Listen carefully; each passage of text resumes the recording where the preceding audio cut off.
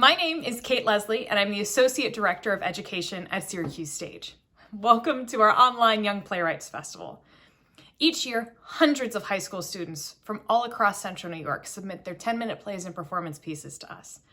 We read all of these plays, and from this large group, select our top 16. These semifinalists are invited to a Young Playwrights Festival workshop, which we were actually able to have on March 8th. At this workshop, the plays are read aloud by a group of actors to a panel of professional playwrights and theater artists. These theater artists then critique the plays, let the playwrights know what they think is working, ask questions, try to get to the heart of what they're writing about. The playwrights then have the opportunity to rewrite and resubmit their plays. Now, in a normal year, we would select the top 8 from these and perform these plays on stage at Syracuse Stage. We actually have the opportunity this year to share with you all top 16 plays. On Tuesday and Wednesday, the semifinalist plays will be performed, and on Thursday and Friday, the finalist plays will be performed. I absolutely adore the Young Playwrights Festival. I think it's one of the best things that the Syracuse Stage Education Department does each year. There's no other time where I get to hear and listen to so many high school voices and hear really what they're thinking about and what they care about each year. So I love the Young Playwrights Festival, and I hope you do too. So enjoy the selection of plays for tonight.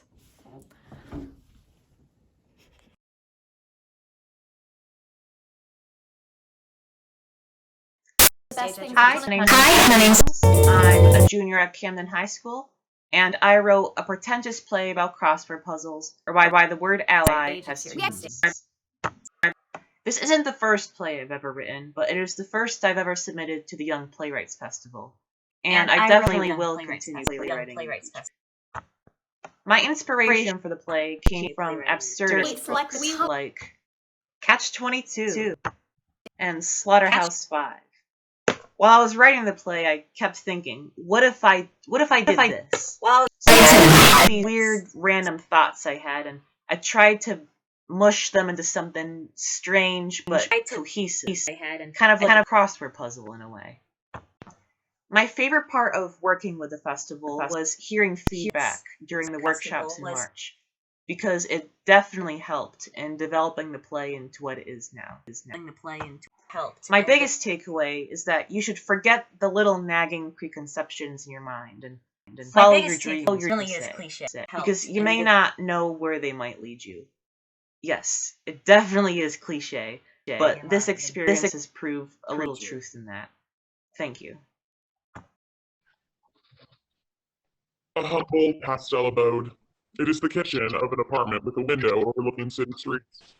We see 2 young men, a frustrated man at the table concentrating on a crossword puzzle, and another man struggling to carry several boxes marked fragile, as well as a battered Christmas tree. Enter a morning radio host. This morning's program of This Morning is brought to you by viewers like you. Thank you. However, closed captioning, among some other things, is provided by Sandy Caesar Salad Salt. It's sodium and chloride, now iodized, and now in living truth color. I'll present to you a series of events too casual for the examined life, too eclectic for the unexamined, and just too nonsensical for anyone. Technicolor? Closed captioning? I thought this was a radio program. The radio host leaves to a vignette, nosily watching the scene and commenting on everything as if she has the right to. And his central character breaks the fourth wall to assert his... Shut up! That's not your role! Dave is preoccupied with the tree, so Ron returns to his puzzle. 4-letter word for Christmas decor. Dave, what do you think? I'm gonna say tree. Dave pokes his head through the branches of the tree he has been attempting to disassemble. He looks like one of those plastic ornaments. What are those called again? Careful. Might be bold. Oh, don't be fooled, audience. Anticipating for escape from a daunting exposition establishing the environment. We're not that cheesy to cheesily place a cheesy character in a cheesy situation involving cheesy wordplay. Trust me, we're serious. Do you know where our photo album is? I hope we didn't leave it back home. Well, what used to be home. Oh, you stop that. Maybe it's in the car. Can you go check? Excuse me, but I've just hauled all our shit up 9 flights of stairs. And you're just focused on that damn crossword puzzle. We live on the 2nd floor. It sure as hell felt like 9. Fine. I'll go find it. Immediately, as Ron exits, Dave wanders towards the crossword puzzle Ron has been working on. 5-letter word for macaroni device. Macaroni device. Macaroni device. And stubs his toe on a certain solid box and swears. He opens the box to see what the nuisance is. Microwave. Funny how things align like that.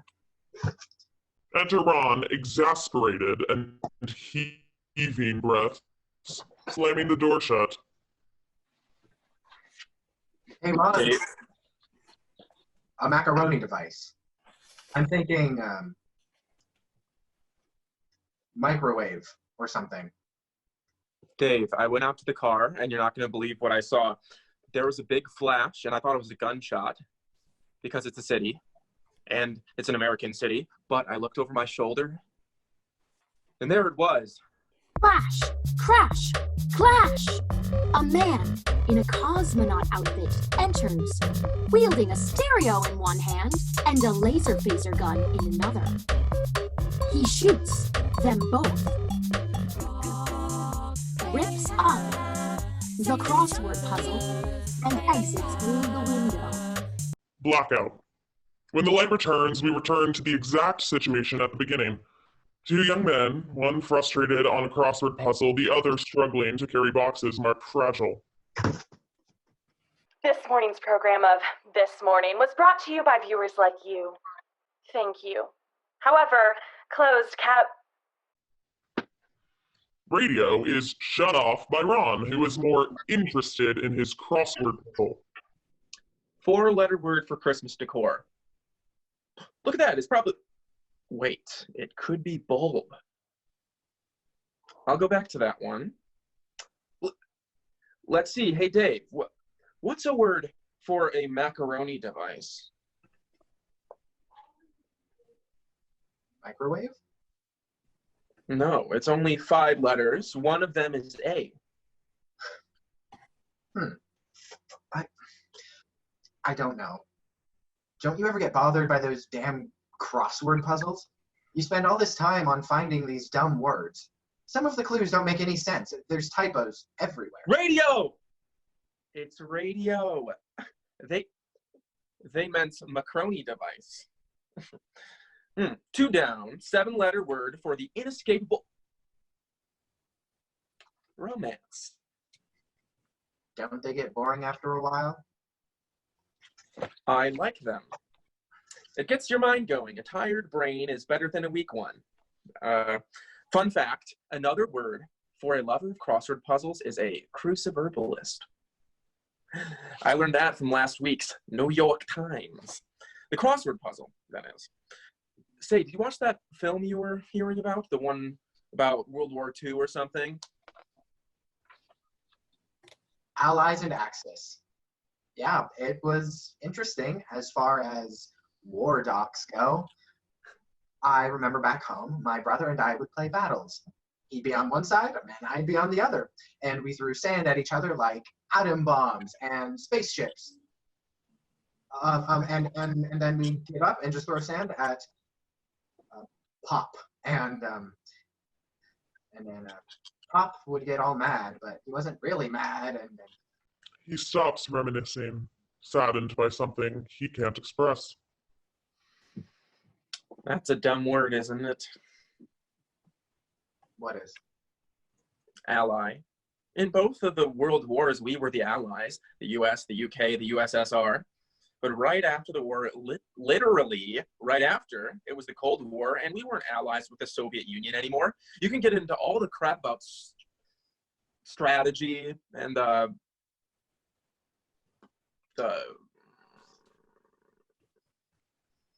Yalta Conference. Yeah, that. I just think it's weird. I mean, you're not defending the Soviet Union, are you? Oh, heck no. I just think it's weird that the US pretended to be friends with a dictatorship for a bit, especially when they're doing all that stuff to us. What stuff? Ron grips his neck and mimes punching himself.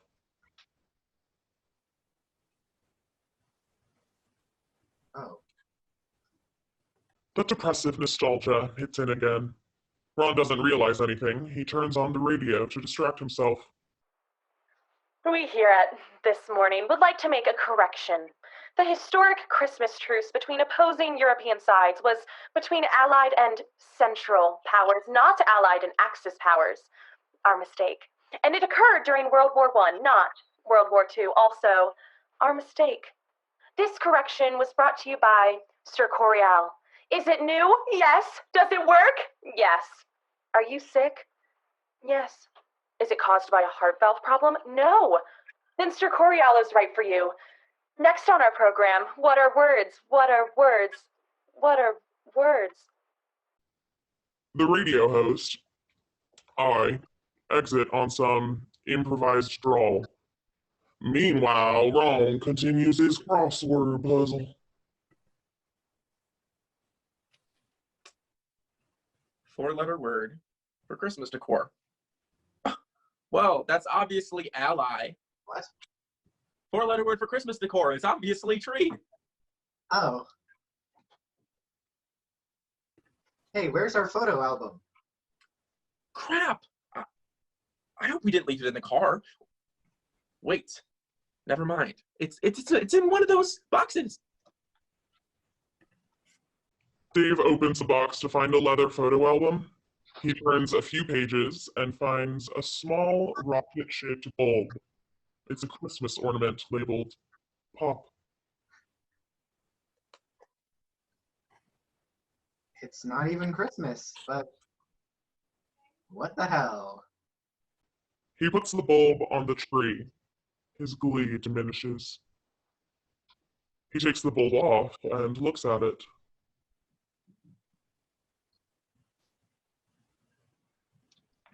Ron? Do you ever get a bad memory that doesn't go away? Ron looks over, realizing Dave's problem. Dave, it's not even Christmas. If I were you, I'd throw it away. You're just gonna keep thinking about why we left, and that's not self-care. You need to accept that your dad isn't going to accept us. Dave agrees. He goes to the window and throws the bulb outside. He retires into his chair. Flash! Crash! Clash! A man in a cosmonaut outfit enters, wielding a stereo in one hand and a laser phaser gun in another. He shoots them both. Rips up the crossword puzzle and exits through the window. Blackout. As lights return, we return to the same scene as the beginning. A young couple, one man frustrated on a crossword puzzle, the other struggling to carry boxes marked fragile. This.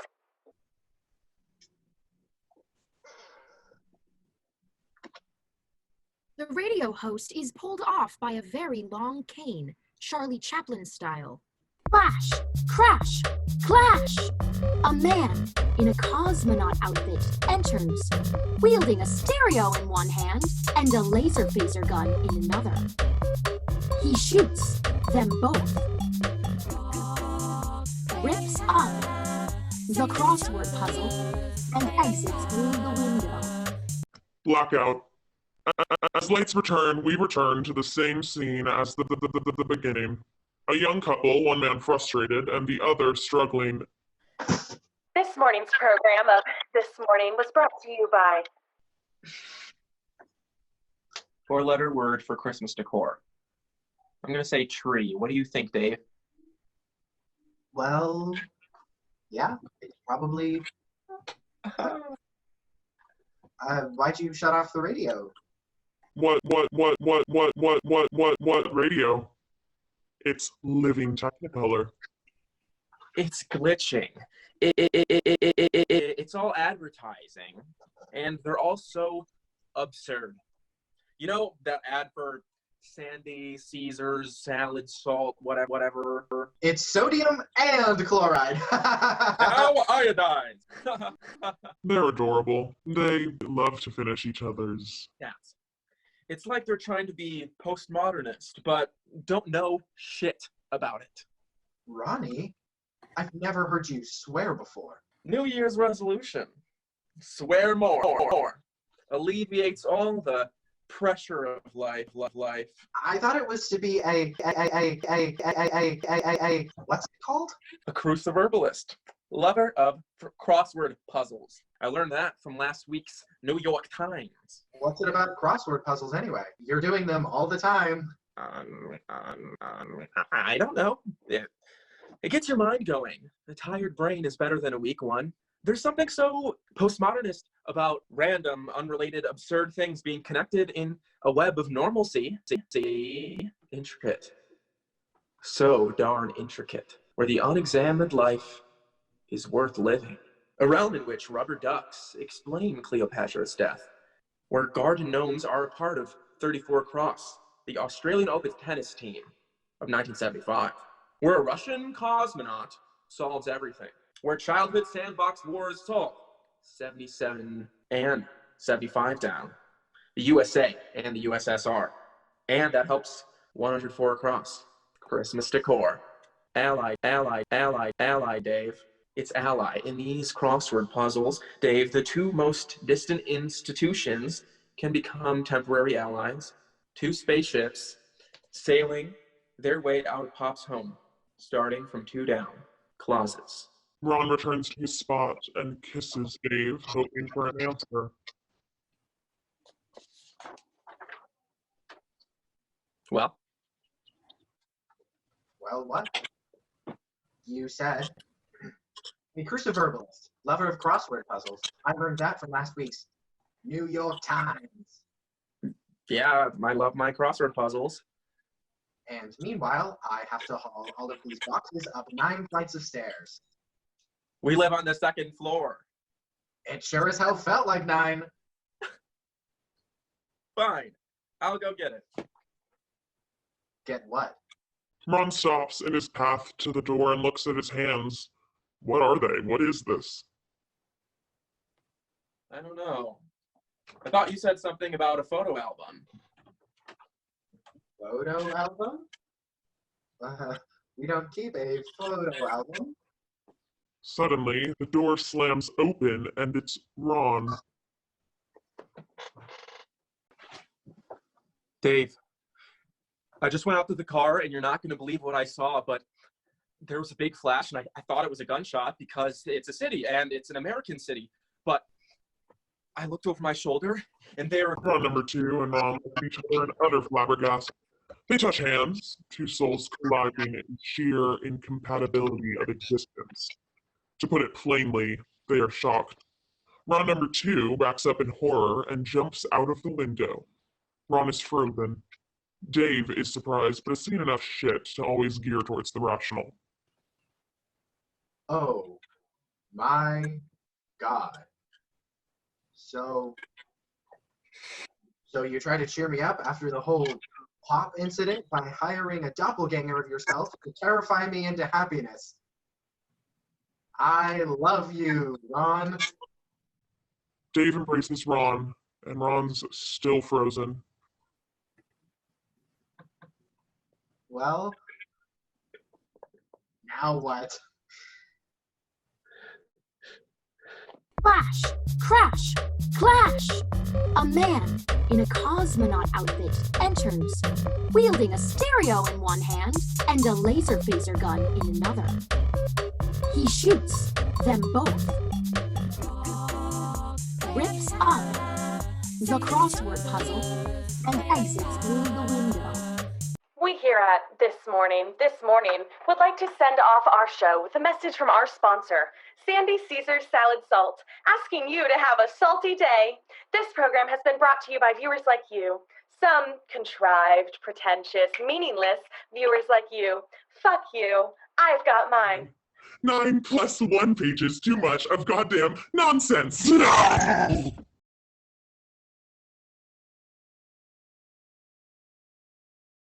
Hi, my name is Abby Morgan. I'm a senior at Jamesville-DeWitt High School, and I wrote the play Dying Inside.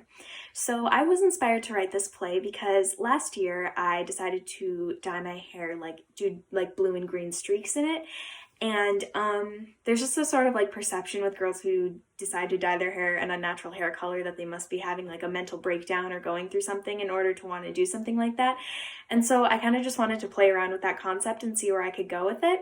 This year was actually the first year I started playwriting. Well, I guess 2019 to 2020 was when I began to do playwriting because I really want to work in comedy when I'm older, and I realized in order to do that I really needed to push myself to become more well-versed in genres such as playwriting, and I definitely plan on doing more with playwriting in the future. I think my favorite part of the festival was definitely the workshop, to have these industry professionals take the time to read my work and give me feedback, and then to have real actresses read my work out loud was amazing, because the only person that had ever read my work out loud before that was me, and so it just was a really cool experience. And then I really liked hearing all the other semi-finalists' work, because I was really inspired by them. I think my biggest takeaway from this experience would definitely be to not hesitate to put yourself out there. I actually submitted 2 pieces of writing to this Playwrights Festival, and this one that ended up being a finalist was the kind of spur-of-the-moment, last-minute decision one that my creative writing teacher convinced me to submit, and I really wasn't sure about it, but it just goes to show that anything's possible, and taking risks can definitely pay off. I just want to say thank you to everyone at Syracuse Stage for this opportunity, and I hope you guys enjoy my play. Thanks.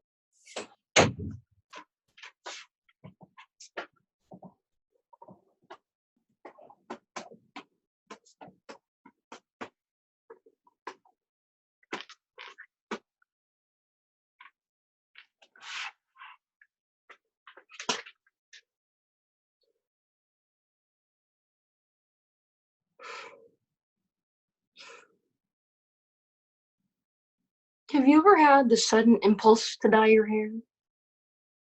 I mean, just throw all caution to the wind and become a completely different person.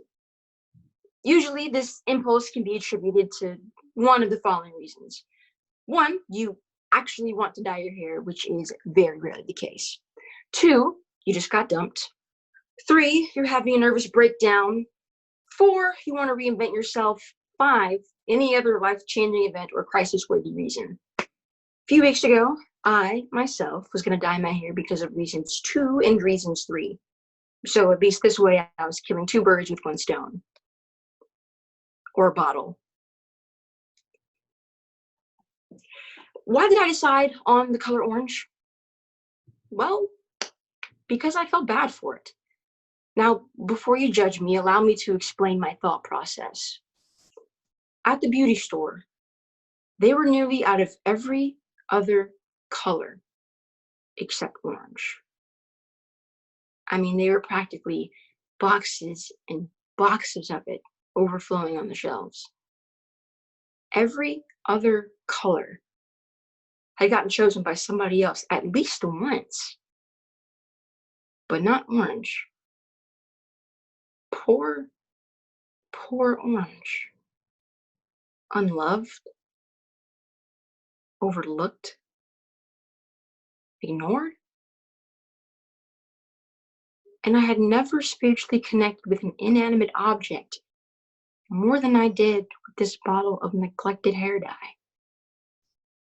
Now, deciding to become a person with a different color hair meant a lot of things. First and foremost, it meant pissing off my mom. her reaction would be nothing if not cruel. Orange? Really? What are you, some kind of circus tramp? She loves to call me cute little nicknames like that.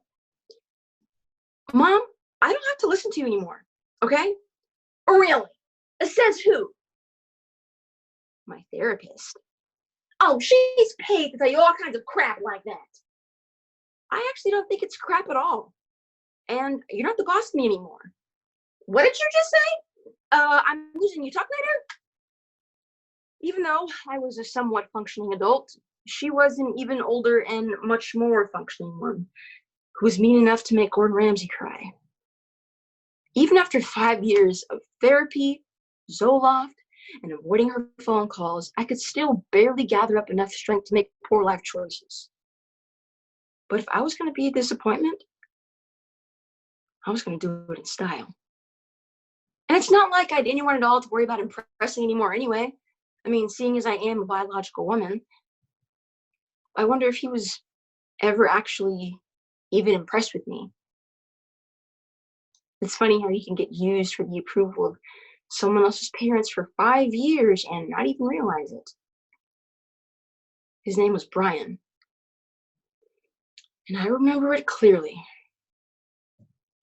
Sweetie, I need to talk to you. What is it, Brian? There's something I need to tell you. Go ahead. I'm gay.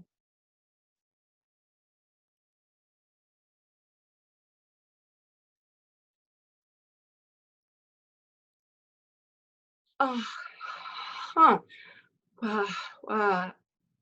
Okay, well, congratulations. And I've been lying to you about our entire relationship. Really, you don't need to. After our first date, I slept with your neighbor, Carl. Really, there's no need for you to. And we've been dating ever since. I'm actually proposing to him next week. Oh my God, this feels so good to get off my chest. Let's still be friends, okay?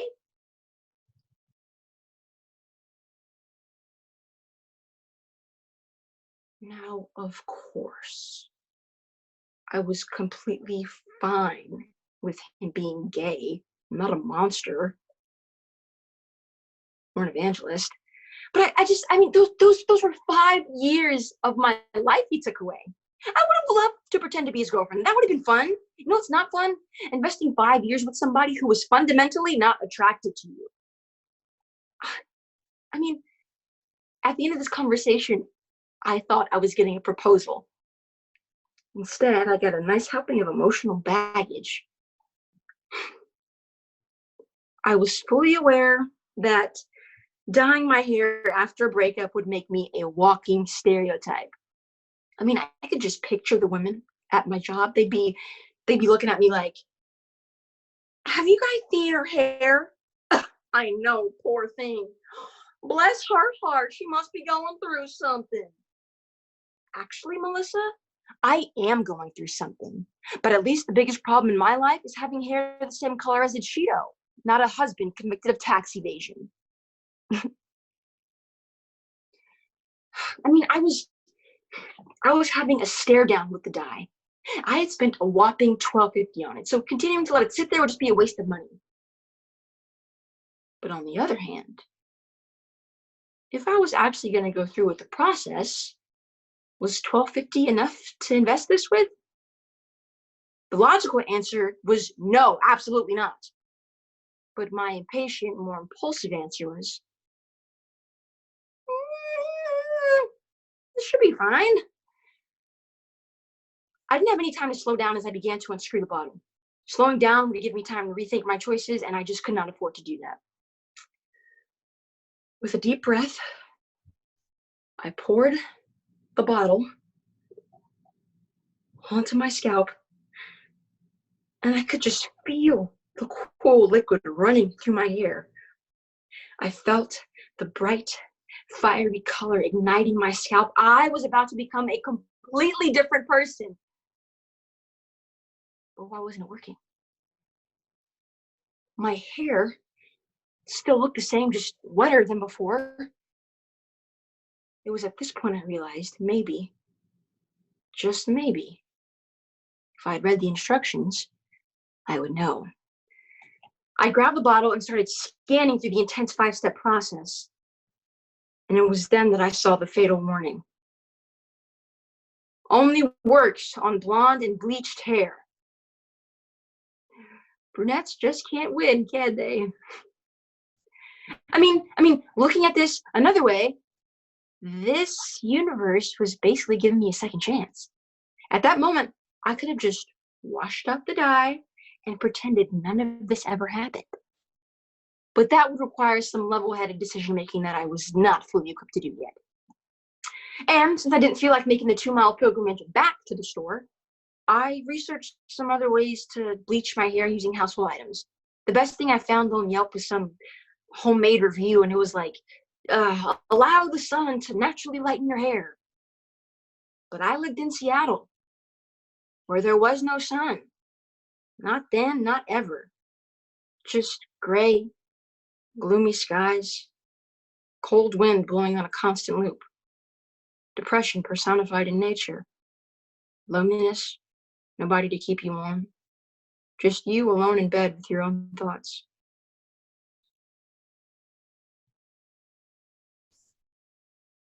Anyway, I wasn't really sure what to think to do at this point, so I decided to take a shower and think it through. The minute I stepped in the shower, my tub flooded with orange. It looked like one of the cast members of Jersey Shore had forgotten to wait 24 hours to wait for their spray tan before jumping into the jacuzzi. I was literally drowning in the effects of my impulsive decision. And still, all I could think about was what my next step was going to be. It took me half a shampoo bottle and all of my hot water to get the dye out of my hair. At this point, any logical person would have given up. But I wasn't a quitter. Even if when not giving up came with the cost of exploiting my emotional instability. After my shower, I came to the conclusion that if I really wanted orange hair, I was going to have to leave my house. I also decided that it would be best to leave the dyeing to a professional, which was the very first rational decision I even made that day. After scrolling through some Yelp reviews, I made an appointment at this salon, which had the least amount of scathing reviews from soccer moms. It was called the Stargazing Salon, and it destroyed all my hopes of keeping a $20 budget. The salon was one of those fancy boutique stores downtown where you would find like the rich housewives complaining to each other like, "Oh, my husband is cheating on me with his secretary. I'll say mine is too, but I don't really care. I'm on so many pills, nothing feels real anymore." And don't even get me started on the employees. My God, they all look like they were straight out of a Miss America pageant. So imagine the reaction when I walked in. "You want orange hair?" "Yep." "I'm sorry, it's just that I have no insecurities and I couldn't possibly understand wanting to change anything about my appearance. I definitely would have made fun of you in high school."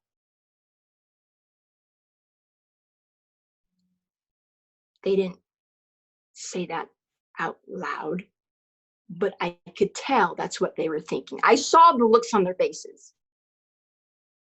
But for the first time in my life, I didn't let anybody's opinions stop me from making my decision.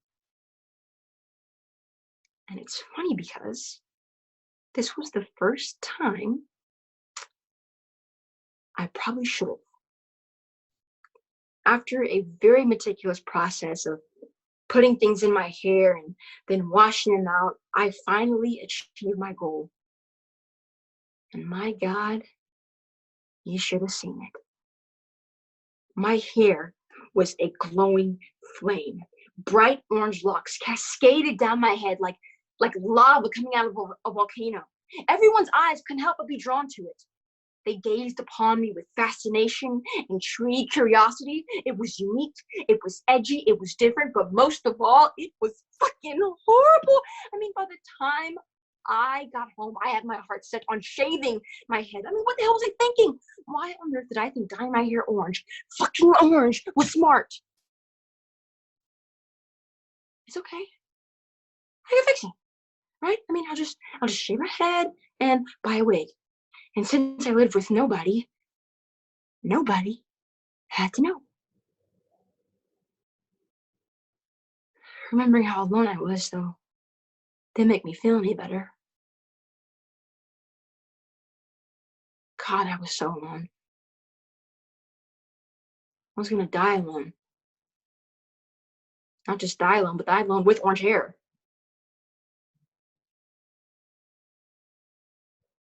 Okay, maybe I was being a little bit dramatic. I wasn't gonna die. At least not before I had the chance to fix my hair. It was hard to remember that in the moment.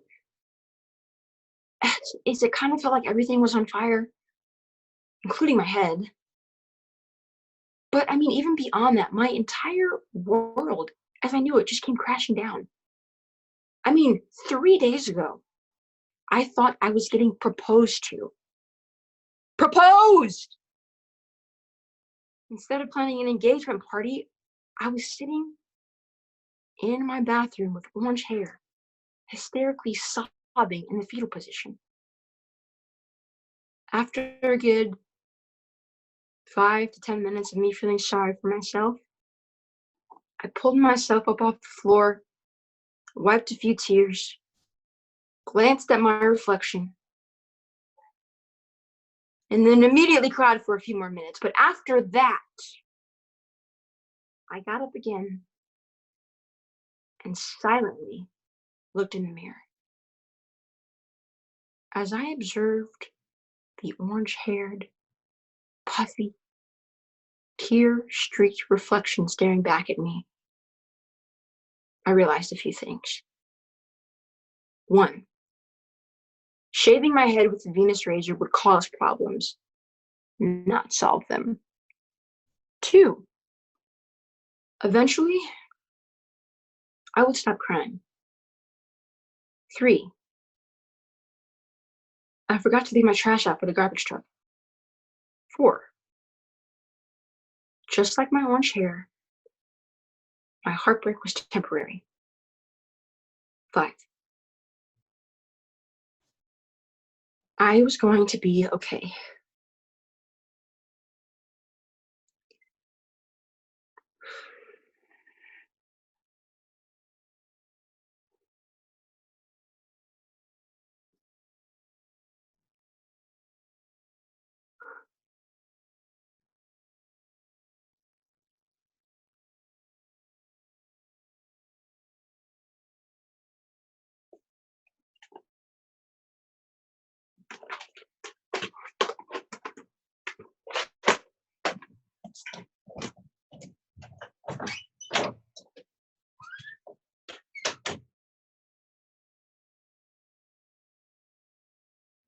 Hi, my name is Fitzgerald. I'm a sophomore at Jamesville-DeWitt High School, and my play is called Running.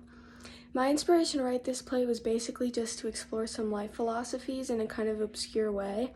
I tried to write several other more realistic plays, but they had similar themes, but I ended up feeling dissatisfied with them, and the questions that I wanted to explore were still a little bit unanswered.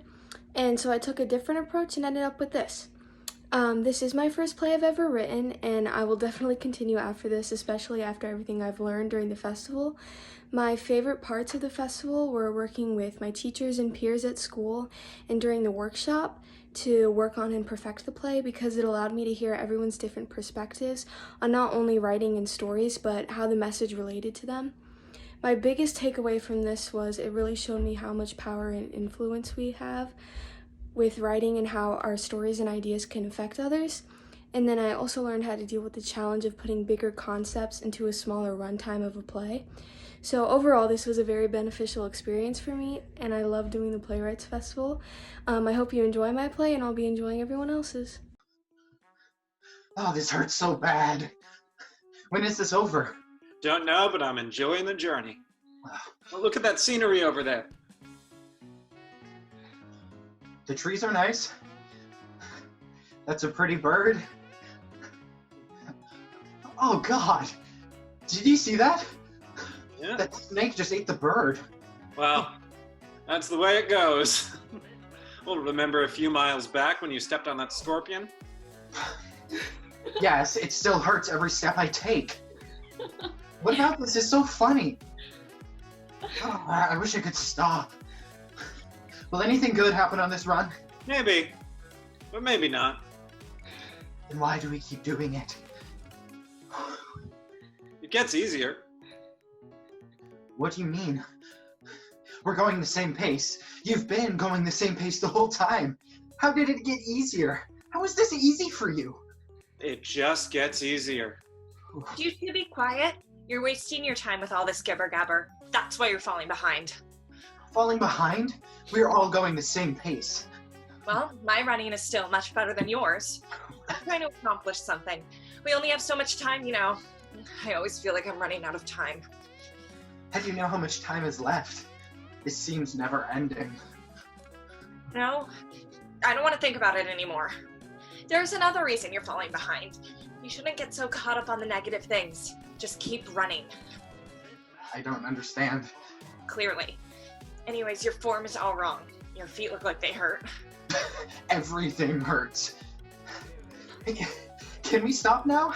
Not yet. Jesus, stop complaining. What is it you're trying to accomplish, anyways? Before you run out of time. Well, I don't know. Something important. Hey. No, wait, stop. I haven't done something yet. Give me more time. I need more time. No. Should we help her? What do we do? Nothing we can do. Time's up. Does that mean it's almost our time? No.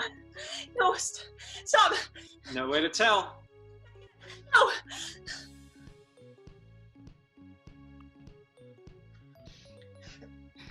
Did there used to be somebody over there? I can't remember. You seem to be doing fine. Who's to say? Oh, I think I'm feeling something coming on. Well, that's my cue. Keep running, kid.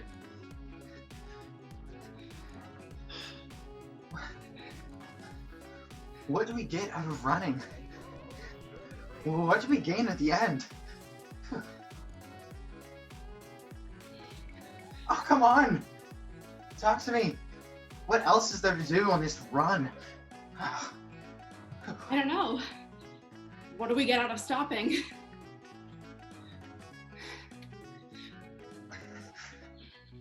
I still don't understand.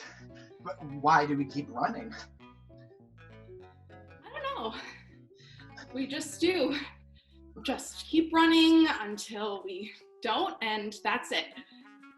Nothing to gain, nothing to lose. We just run. Well, yeah. Okay, I guess so. I guess that's it. Is that it? What more do you want? I don't know. If it doesn't mean anything, would you at least run with me till the end?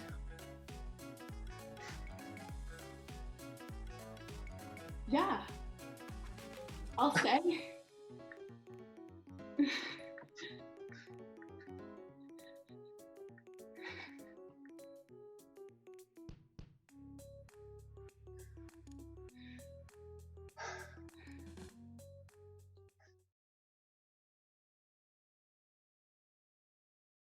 Hi, my name is Luke Queri. I go to Christian Brothers Academy. I'm a senior, and the title of my play is Shut Up, Brian.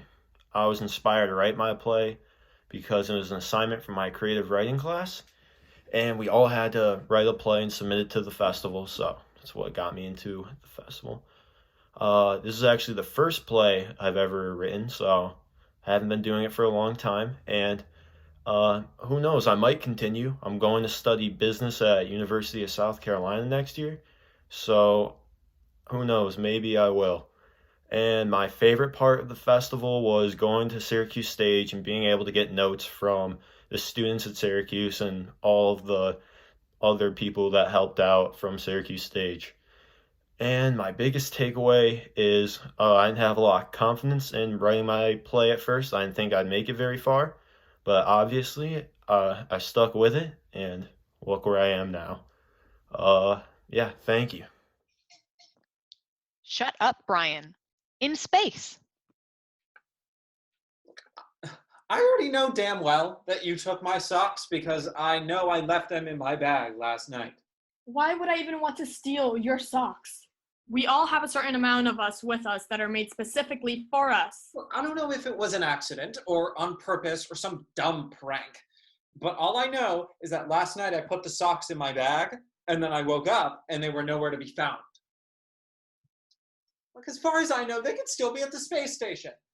Well, considering we have been here stuck for the past 2 weeks, why would either of us want to steal your socks? Which, once again, would not benefit us in any way. So I think you should try getting off your ass and actually try finding them rather than making us listen to your complaining. Hey, I am your commander, and I deserve to be treated as such. Now, it would be a real shame if headquarters heard about this kind of attitude on just the second flight of yours. Right, Megan? Yes, it would be.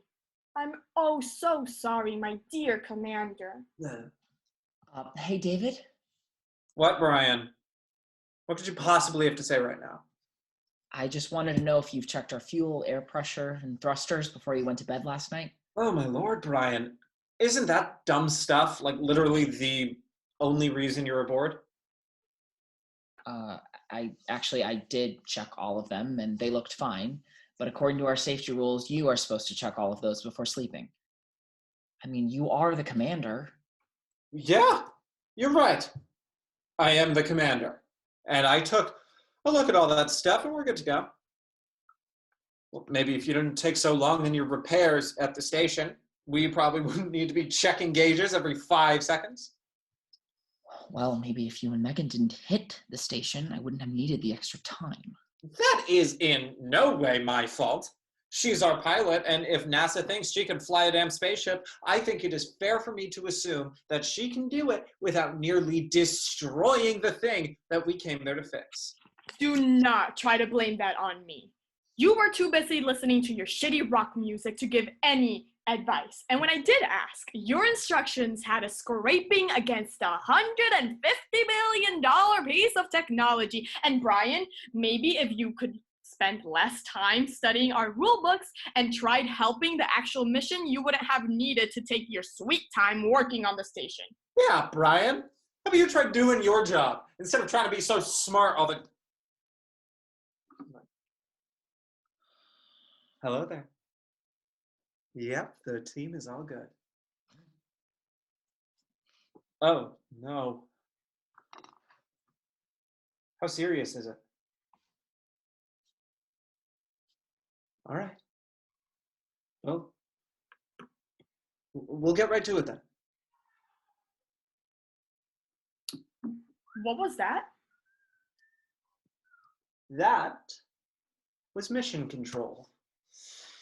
They said they just got an alert saying we had low fuel status and to make our plans accordingly. What do you mean by low fuel status? They said the readings were telling them that we have about enough fuel to make it halfway. So we are going to conserve our fuel and try to make it back on what we have left. Wow, that's just great. Just because Brian can't do his job quick enough, we are going to become alien food. Hey, nobody under my command is going to become alien food. We could just maintain our speed until we run out, and then our momentum and solar power should take us from there. Are you trying to get us stranded? Why wouldn't we just cut our speed and try to ration our fuel so that we can make it close to it as possible while still being in control? Because Some of us have careers to be concerned about, and being late doesn't exactly move you through the ranks quickly. Well, why do you care? If your daddy wasn't the administrator, you would have never touched one of these ships. I think your career is safe. For Christ's sake, you wouldn't even know that the Earth was round if Daddy hadn't paid for Stanford's new library right before you submitted your application. Hey guys. Shut up, Brian. Okay, when we make it back on time, my father is going to hear plenty about how uncooperative this crew is, especially the pilot. If you're lucky, you can maybe get a flight attendant job on some domestic flights each year. And it really doesn't matter how I got here, because they made me the commander and you the pilot for a reason. I'm the one who makes the decisions here, not you. So how did you take orders like you're supposed to? Actually, if... Shut up, Brian! The reason that we are here in the first place is because you're too busy listening to Metallica instead of helping me complete the hardest part of the whole mission. Maybe if you could use a sliver of your intelligence to help instead of accusing us of stealing your socks, we would have been home by now. I knew you were the one who stole my socks. I have never been with a crew this incompetent. Hey! Shut up, Brian! Brian! No! Both of you need to shut the hell up. It's like I'm stuck in a car with two toddlers, but they are the ones driving the car. Regardless, while you two have been crying up there, I've actually done my job. Well, you guys were so concerned about who's smarter, who's more qualified, who stole the socks. I've been concerned with keeping us alive. By the way, David, thank you for your thorough assessment last night before you missed a message. We were supposed to switch to our last fuel tank said hours ago. So you can call Mission Control and tell them how you were too busy fighting with your pilot to check our fuel. And Megan, how about we just get your focus back on trying to return to Earth? Thank you, Brian. I'll get back to that. Yeah. Thanks, Brian. I'll get on the phone and let them know how you helped us out. Next time, check all the pockets in your bag, Commander.